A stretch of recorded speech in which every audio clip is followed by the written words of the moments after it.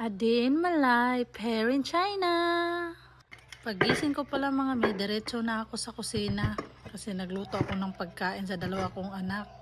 Simple lang lulutuin ko mga mi, at kamatis lang at saka itlog at may sabaw konti. O yan, sumunod na din yung bunso ko, nagising.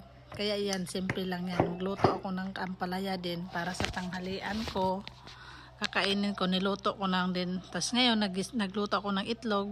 Muna first, tapos ginisa ko na yung kamatis. Yan mga mi. Ang aarte kasi ng dalawa kong anak, ayaw kumain ng ibang ulam. Kaya yun.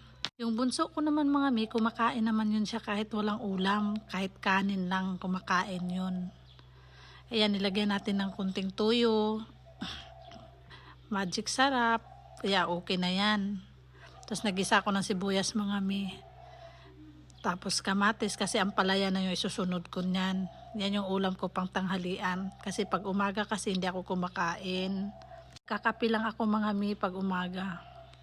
Kaya para mamayang tanghali hindi na ako magluto. Kaya niluto ko na lang. Mabilisang ulam lang yan. Mabilisang luto pala. So now mga mi, ito na, luto na.